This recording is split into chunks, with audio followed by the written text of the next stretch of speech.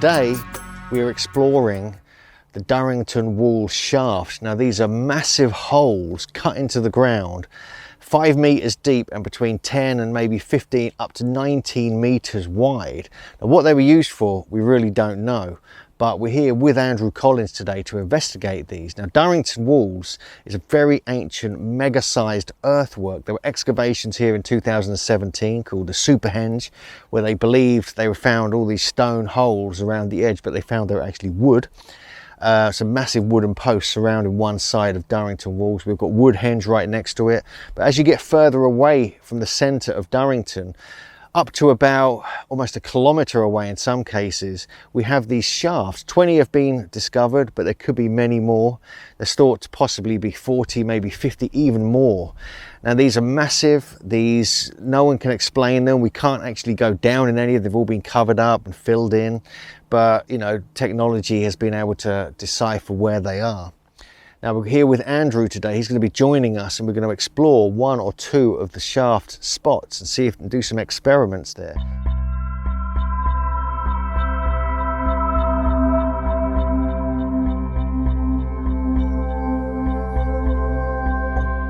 We're here at Durrington Walls, which is a middle Neolithic henge that was updated dramatically during the late Neolithic period into the Bronze Age.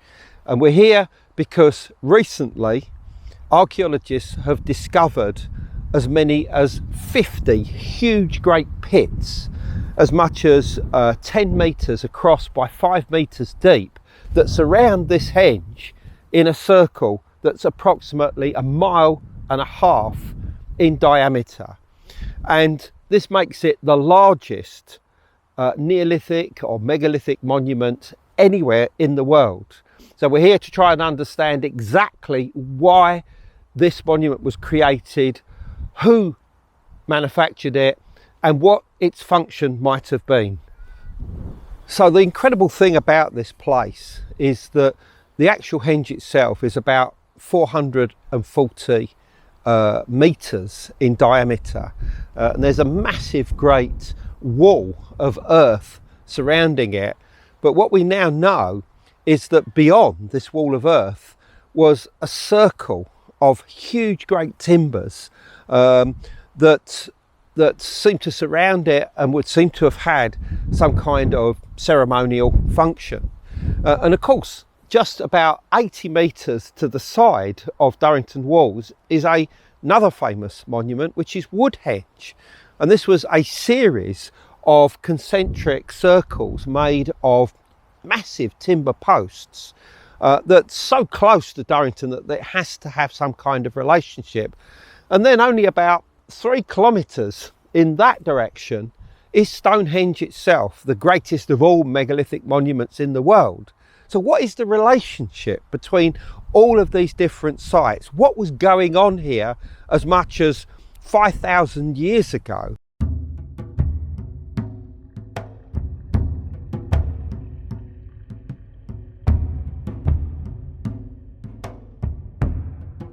So we're now almost at the edge of Durrington Walls, the henge, and you can see behind us these earthen banks that go around in this huge circle, well beyond the road that's in front of us, a tiny country road. But it's obvious from just the shape of the place that this is like a huge amphitheatre. It's a sort of place that will carry sound very easily. It's almost a perfect place to have a gig. And the interesting fact about that is that the theory that seems to be emerging as one of the contenders as to why Durrington shafts were created is the fact that they may have been used in ritual ceremonies involving the production of sound.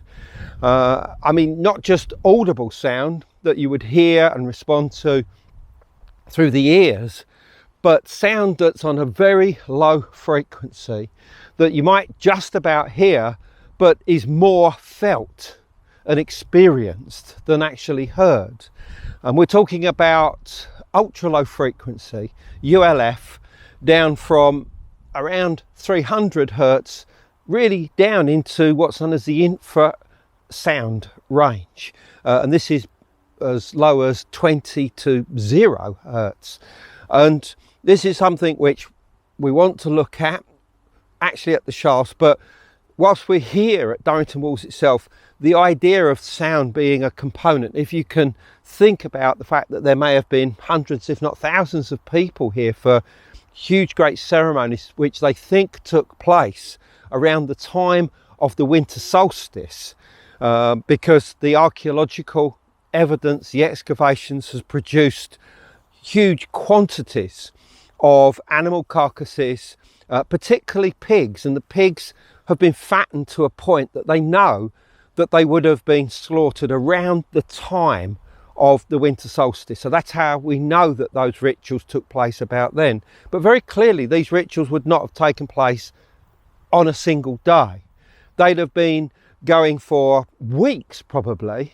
In fact, the chances are they probably started around the time of the previous cross quarter day, which would have been November, and carried on not just to the winter solstice, but well beyond that, perhaps even to the time of Imbolc around the 1st of February, with a high point around the day when the sun was the shortest, the nights were the longest. And of course, the whole idea at this time was to try and ensure the destiny and fate of the next year, the return of the sun getting longer and longer after the time when it was getting shorter and shorter. And as part of this process, the idea of calling forth the ancestors would have been a very important component. They'd have done this by making as much noise and sound as possible to draw their attention. But it may well be more technical than this, more functional. And this is my suspicion relating to the actual shafts, that their shape, as the British engineer Rodney Hale has pointed out, makes them perfect as sound resonators. You're talking about huge, great circular pits, as much as 10 metres across and 5 metres deep. They would have produced sound on their own, naturally, through the wind. But if you could have enhanced this through the coverings of some description, or the use of instrumentation inside, the use of the human voice, you could have increased the productivity of that sound to generate some kind of frequency that could have had an effect, not just on the people here, but perhaps even other sites locally, because the lower the frequency that you can create, the more that actually travels through the earth like it does a seismic wave. So that, say for instance, you were in another monument like a long barrow or something like that, of which there are many in this landscape, then there is a slight possibility that you would have felt the rituals taking place.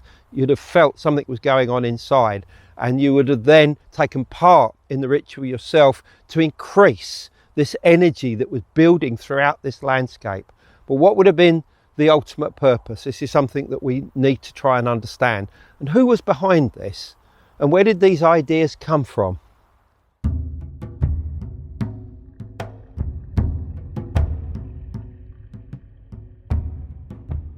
We're now on the top of the earthen bank that surrounds the henge at Durrington Walls. We're looking down on this massive natural amphitheatre, and we've reached the point where we can see behind us that the banks actually don't go down, they actually increase in height, which makes them perfect places for people to actually observe what's going on within the huge bowl itself. And as I said earlier, I can't help but feel that this was some kind of amphitheatre. You know, this was obviously, you know, the sort of Wembley Stadium of its age, if you like, that people would be drawn here at specific times of the year, most obviously at the winter solstice, and the proceedings would take place. And they would have involved a lot of sound, a lot of activity, a lot of feasting, and perhaps even movement between here and other monuments, most obviously Stonehenge. Mike Parker Pearson and his people have theorised that there would have been a movement from here down to the River Avon nearby, and that the people would have walked along the banks of the river, and then they would have reached the beginning of the Stonehenge Avenue, where there was also a stone circle that has only been known about over the last 10 years, which they now know as the Blue Stone Circle. And they would have then followed the avenue all the way to Stonehenge, possibly for sunrise at the time of the winter solstice. Now, whether it was sunrise or whether it was sunset, we don't know, but that there would have been a ritual landscape involved here. And when I say ritual, I mean we're talking about dozens, if not hundreds and hundreds of monuments in this area, all forming part of some huge matrix that was either under the control of one group, or perhaps it involved peoples from all over the country with their own elites, their own rulers that would come here and take part in these annual rituals. So, but behind us here is the area where there would have been massive posts, as many as 330 posts in a circle 440 metres in diameter.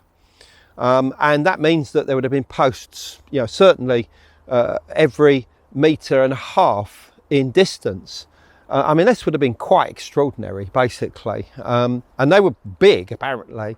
In fact, the holes were so large that initially it was considered that they would have held standing stones.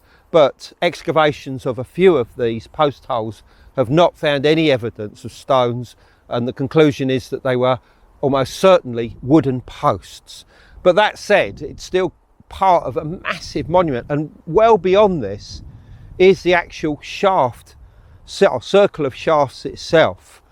And what we want to do is try and get to one of these shafts and see if we can test it in any way to find out if it does produce sound.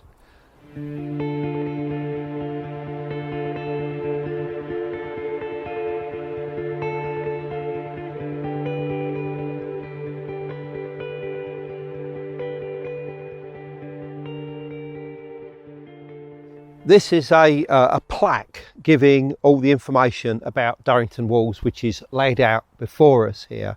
And it says here that standing here 4,500 years ago, you would have seen a large settlement of houses and timber monuments. This may have been where the builders of Stonehenge lived. Well, that all might be the case, but it's very clear that this is a huge ceremonial complex. We've not only got this massive amphitheatre in front of us that you can see, but also you have these banks around, and beyond that you'd have had this huge circle of timber posts, which was 440 metres across, 330 posts, I believe, and that line went right the way through where my hand's pointing now. But all of this was just at the centre of an even larger monument, this ring of shafts, which is 1.5 miles across, was focused upon the centre of this amphitheatre here, right the way down at the base there, and surrounded this entire area here. And the fact that you have these shafts that were so deep and so wide, and that they were so close to Stonehenge, which is just about a couple of miles, 3 kilometres in that direction, tells us that something monumental was happening here. The date here given is 4,500 years ago, but we know that Durrington was up in place probably as early as 3000 BC during the middle Neolithic period. But it gradually expanded out as you came into the late Neolithic. And At this point, you would have possibly had 3 different types of people here. You'd have had the indigenous early Neolithic inhabitants. Let's call them the Long Barrow people. It would seem as if they were quite long-headed, possibly not that tall, and that they were indigenous to the area. They may well have even been here since the Mesolithic period, so at least maybe 5,000–6,000 BC. And incoming into this area were the so-called grooved-ware people. Now they were distinguished by the type of pottery, ceramic, bowls, pots that they created with these incised lines around them in diamonds and different shapes. And these people were incoming from Scotland, and in particular the Orkney Islands, and they gradually moved southwards from about 3000 BC down to about 2600 BC, not just taking with them their pots, but also creating many of the stone circles that we know today. But the sites that they were most connected with was the area around Stonehenge and Avebury, and in particular Durrington Walls. In fact, so-called incense cups that were found here, 3 or 4 of them, are identical to one that was found only recently at the Ness of Brodgar excavations on the Orkney mainland. And so similar are they that it's very clear that you're talking about exactly the same culture. But when the grooveware people arrived in this area, they were bringing with them not just their pottery, but also different and new ideas in how to interact with the ancestors. And I think that this may well have involved the significance of sound, and using this to attract the ancestors. And as I said, this is sound not just on an audible level, using instruments, let's say drums and beating things in general, but to create very low frequency activity. And the shafts that are in the circle around Durrington Walls would have been perfect for that. And where I point now is towards a place called Nether Avon, which is very close to the military area of Salisbury Plain, and mysterious lights have been seen here historically for at least 100 years, and almost certainly probably hundreds if not thousands of years. And Salisbury Plain as a whole is well known for the manifestation of lights. At the other end of Salisbury Plain you have Warminster, and Warminster during the 60s and the 70s was the centre of UFO activity in Britain. And even if people dismiss a lot of these sightings as fantasy, or some kind of flying saucer craze or whatever, or even hoaxes, the fact that mysterious lights have been seen here historically is very important. And I think there is a relationship between the use of sound, the creation of monuments like the Durrington shafts, and the appearance of mysterious lights in some strange way. Not just the low frequency sound, but also human consciousness interaction at the times of these rituals would be enough to trigger the manifestation of lights. Just in the same way that it is today with the crop circles in areas like Avebury and Alton Barnes, that people out sky watching very often see the mysterious lights or light beings or something like this. That human consciousness is a very vital part of what's going on here. And if you can imagine hundreds and thousands of people here at Durrington Walls, all focused upon drawing back the ancestors, the fact that mysterious lights have been seen in this area historically, to me suggests that the appearance of these lights would have been seen as visible manifestations of those ancestors, and that this would have been something, I think, that was controlled and engineered by the grooveware people, and they to me are probably the most likely candidates for the construction of the shafts. But there was one other type of people around, and those were the beaker people, those that created beaker pots that also brought with them the earliest metal objects, most obviously those of bronze and copper, and they were inbound from the continent, but had started their journey as far east as the Ural Mountains of Eastern Europe, and had brought their traditions gradually westwards, entering into Britain probably around 2600 BC. So their influence would have been coming to bear on what was going on in the area. But I think if you have one candidate that shines above them all for the construction of the shafts, it's the grooveware people.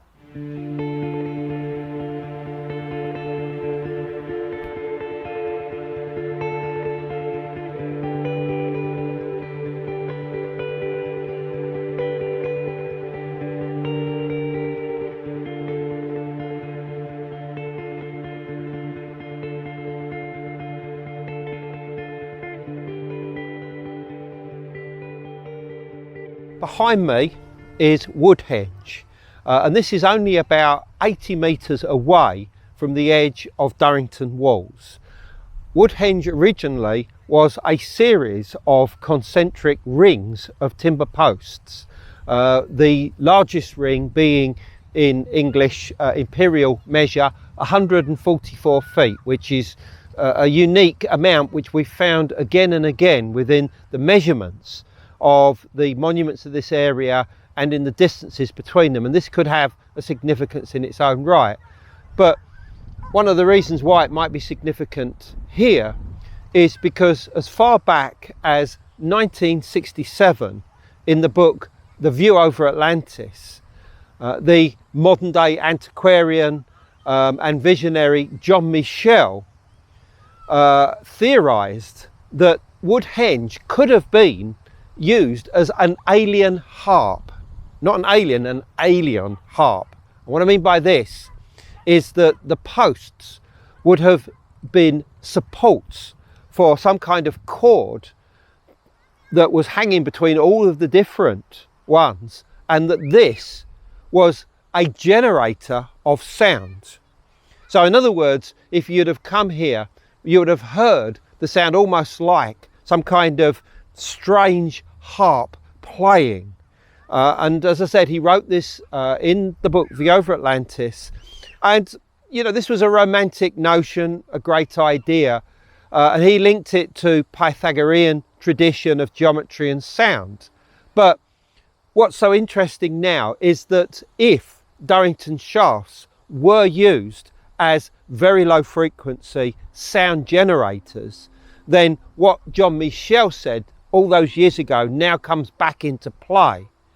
Although it is our belief that the generation of sound using timber post circles, not only the one that is here behind me, but also one or possibly two that was within the actual banks of Durrington Walls, as well as the sanctuary just outside of Avebury, were all sound generators. But the way that this sound was generated, we now think it is possible that this was done through the use of some kind of instrument that was bashed against the posts.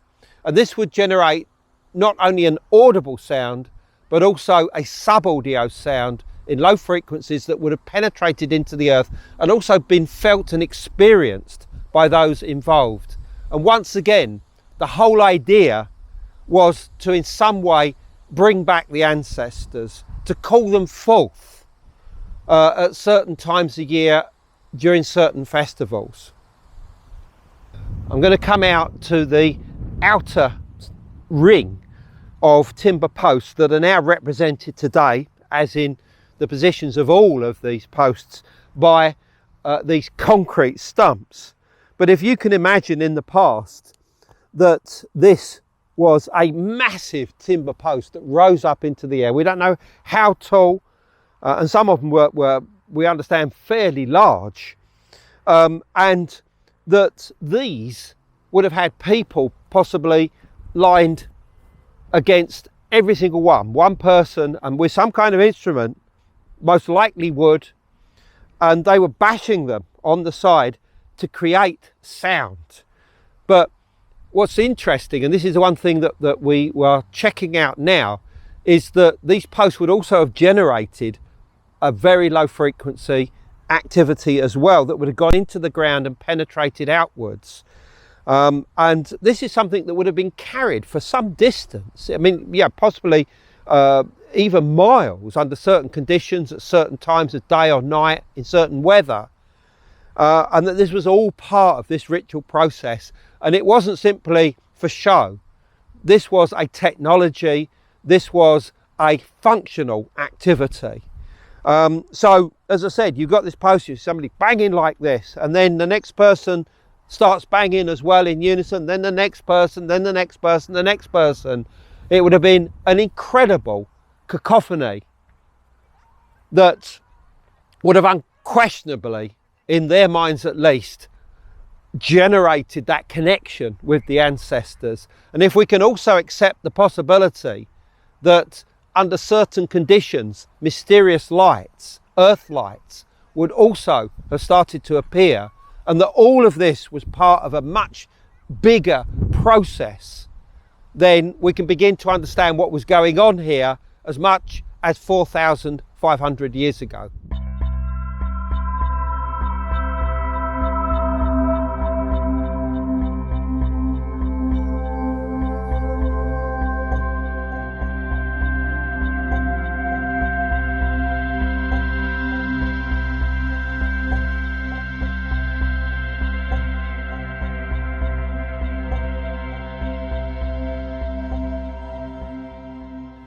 We're here at one of the old King's Barrows, just to the east of Stonehenge. We're on the way to one of the Durrington shafts, but we're doing a little experiment first in sound acoustics to relation to this earthen barrow. What we're going to try and do is find out if it's hollow, and we can do this very simply by putting some good quality sound recorders on the top of the mound, one off the mound itself, so beyond its limits of the circumference, and possibly one in between. And to do this, to create some kind of almost like radar-like return, what we're going to do is, well, I'll exonerate you from this, is to use a baseball bat and hit the mound. Now, I know this sounds intrusive, but it's really not going to do the soil any harm. So you'll see what we're going to do, and we'll see what the results are. So I'm going to place these at their respective places. Okay, right, this is the first of the recorders. It's going to go in the centre of the barrow. I'm going to put on these other two recorders, which are specialised for EVP, but that's not what we're going to use them for today. So we can turn those on. We get them going. Right, okay. Both of them recording. Right, I'm going to put one probably about here, so I'll count the distance of that away from the other one, and the third one will go off of the actual mound itself, so beyond its limits, which I'm going to say is about here. It's going to generate hopefully very low frequency activity. So it's a baseball bat. Let's take this off. I'll try not to hit my phone.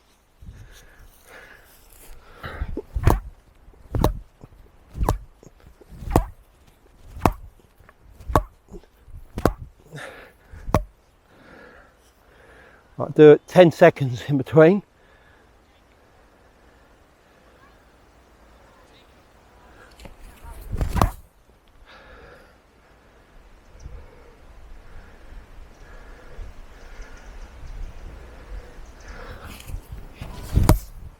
And again, one more time.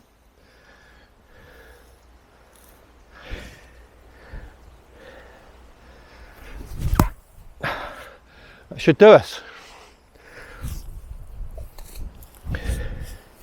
Right, well, obviously we shall get these analysed by chartered engineer Rodney Hale, who will look at the waveforms and spectrogram of the sound recordings to see whether there is any kind of hollow cavity beneath this, and then compare it by doing it the same with one of the shafts. So that's what we're going to do next.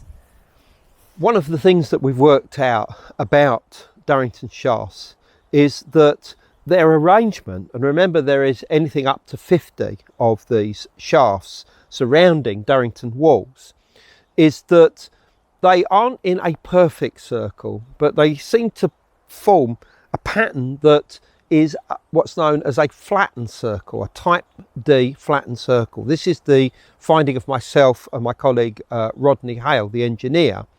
And this was a type of circle devised by Professor Alexander Thom, who was the Scottish surveyor who surveyed anything up to about 250 stone circles around Britain.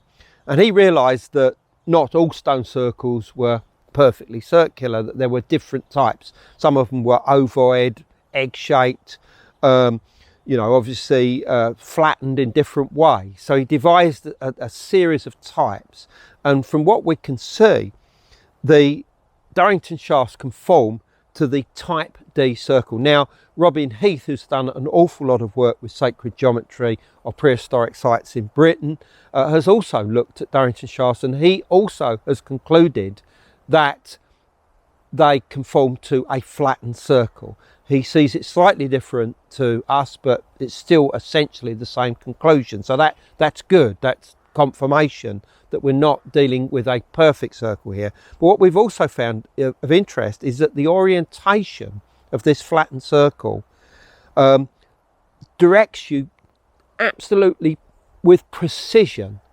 towards Stonehenge. The alignment of it, the axis of it, is precisely towards Stonehenge. And that if you count if you measure the distance between the centre of the shafts, which falls right within the amphitheatre, the bottom of the basin of Durrington walls, the distance can be divided up into divisions of 144 feet. And once I'd realised this, I started looking for this same measure of 144 feet at other monuments nearby. And I found that the outer ring of Woodhenge was also measured at 144 feet. The so-called Aubrey holes at Stonehenge, which are 56 in number and may have contained either standing stones, possibly bluestones, or something just timber posts. They also have a diameter of 144 feet. And Durrington walls itself, the distance, the diameter of the huge circle of timber posts, which in metres is 440, this also can be divided nicely into divisions of 144 feet. So is this just a number that they found of interest, or is there some greater purpose to this? Well, the interesting factor is that Rodney Hale determined that the frequency of the resonance of the pits is within the infrasound range. So that's below 20 hertz, in a range of about 10 to 15. And this brought us very close to the frequency that gives you a distance of one complete wavelength of 144 feet and divisions of that, say 72 feet, which is half of that. In other words, there is a possibility that the use of 144 feet by the megalithic people, I think particularly the grooved ware culture that was incoming from as far north as the Orkney Islands, were using this to in some way enhance their use of sound, and that this related to extremely low frequency activity, as low as the infrasound range. And I know this sounds complicated, but I do think that the Grooved-ware people and the builders of Stonehenge, the builders of Durrington walls, and by virtue of that, the builders of Durrington shafts, had an understanding of the division of place which related to the creation and sustaining of sound, and that by using these specific measures, they somehow enhanced the presence of this sound.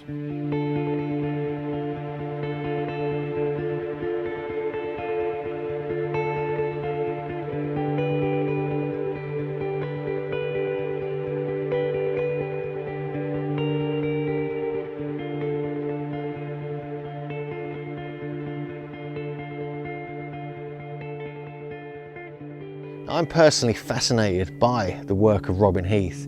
Now, he's decoded these and he's found the geometry of all these shafts over this huge area to be similar to a site called Castle Mower. Now, this is in the Preseli area, and it backs up his theory that because of the geometry being almost identical, although on a much larger scale here at Durrington, it suggests more connections between the Bluestone area where the stones of Stonehenge came from and this area on Salisbury Plain around Durrington and Stonehenge. So there's a lot more to this than meets the eye. The geometry itself is very interesting. It's like a mixture of a type 1 egg and a kind of one side is an expanded ellipse. Now, this is quite an unusual geometry. It's based on two really of the Alexander Thom geometries. Now, Andrew's come up with one as well, which is absolutely fascinating, very close to this, again based on Alexander Thom, but there are slight variations and it's difficult really to decode exactly what the geometry is, because some of the shafts are placed irregularly around this great big mega circle that stretches for many miles. Now, Robin's work, we've got a link below and on the screen here to his website, so you can read his 2 articles about this, and also there's a link here to Andrew's fascinating article when he goes into this, and one of the experiments we're going to be looking at today is the acoustic experiment. So it could be a massive acoustic system stretched across a mighty massive landscape. Now, if this is the case, this backs up the idea that megalithic sites were built with acoustic purposes. Not only the sites themselves, but the entire landscape, and using the earth and deep in the earth as a tool for this particular thing. And so we've got this combination of different aspects here. One of the other aspects that gets me is the metrology, the measurement systems, not only the geometry, but the way ancient measurement systems were used not only to measure the sacred sites here, Stonehenge, Durrington, Woodhenge, etc., but actually the shafts and the massiveness of the perimeter of the shafts themselves. And it links with Stonehenge again, and Robin's found all these numbers connected with the solar year, the moon cycles, there's even orientations that match up, that it appears the megalith builders of Stonehenge knew about, and they were working with that again with the layout of the Durrington shafts. Now, it's too much to go into here with all the numbers, but here are the links to the website so you can check it out and check out Robin's research on this, and Andrew's as well. And so it's a fascinating area, although there's not much to actually see with these shafts.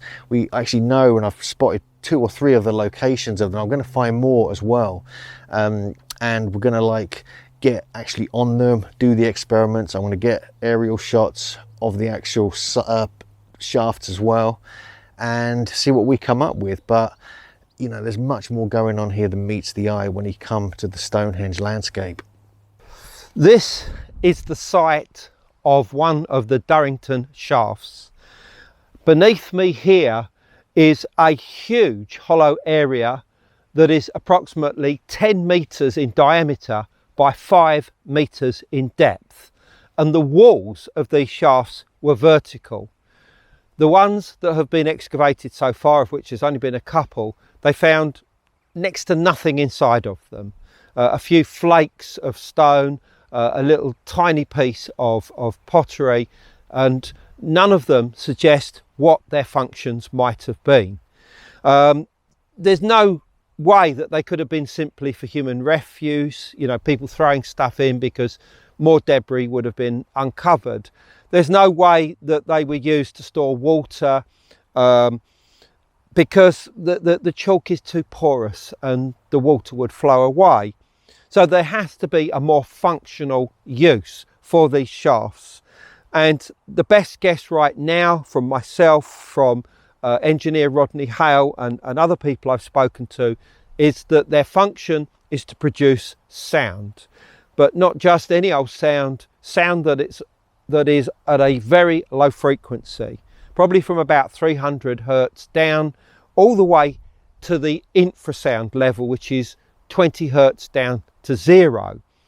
And in many ways, if that was the case and sound was generated either naturally through the wind or through covering at least part of the shaft up so that the wind would whip beneath and then come out so that it would almost play like an instrument, or whether people were involved in creating sound, perhaps banging things, playing things, strumming things, we don't know.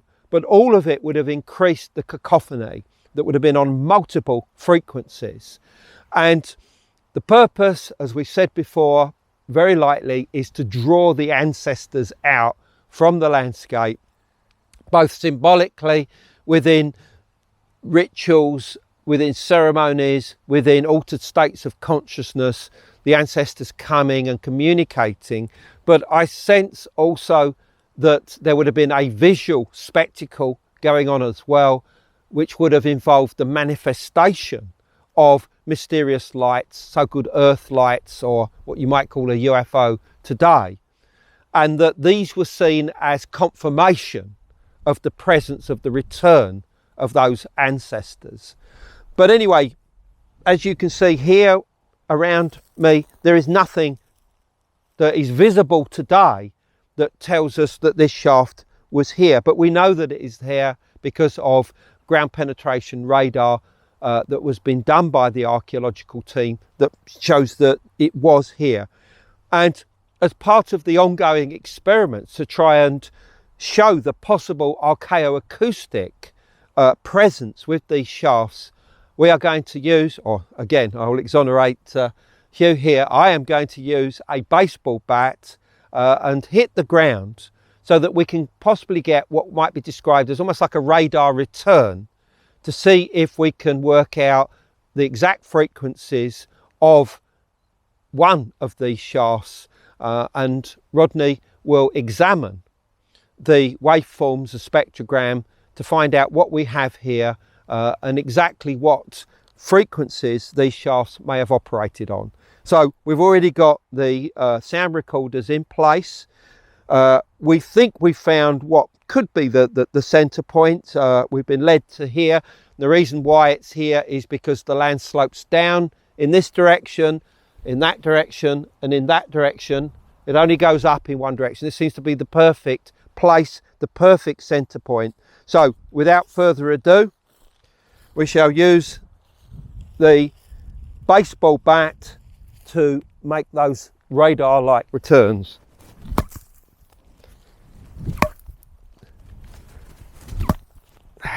Right, and then we'll have 10 seconds between them now.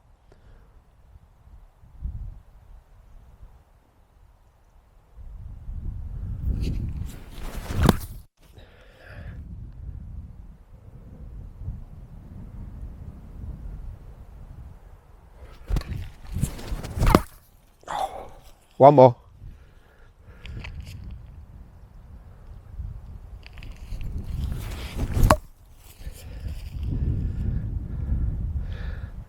And just a couple on the outside now. As we walk away from it.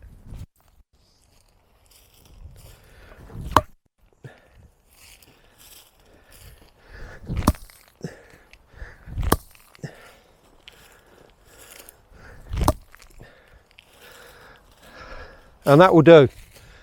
And let's see what results we get from that. We have just undertaken a very interesting experiment here at the site of one of the Durrington shafts, one of the 50 huge great shafts, each one 10 metres across by 5 metres deep, that surround the henge of Durrington walls.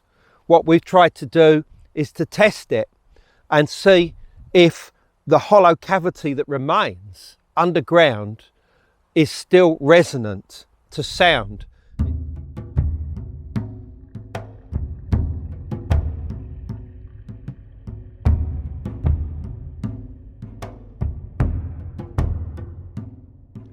What also really interests me about these shafts is the fact that I looked at the archaeology report, the scientific academic report, and some of them date to over 6,000 years old, even like 7,000 years in one case, I think. And these are the dates, so they've rounded it off to, you know, around the time of Durrington, like 3,000 to 4,000 BC, but actually they could be slightly older, some of these, and they could even be Mesolithic. And we know there's Mesolithic activity in Amesbury, and also the wooden post holes next to Stonehenge that go back 10,000 years.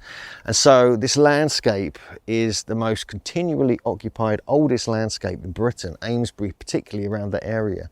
Blickmead, obviously, Stonehenge and the Durrington area. So this is really, really interesting to me, that potentially even the Mesolithic peoples were laying out ceremonial areas, potentially using geometry, even astronomy, and even they may have even had a measurement system, although it's more likely that developed during the Neolithic times, perhaps influenced from the Welsh, from the Preseli area, and possibly from Orkney, as a lot of research is pointing to now.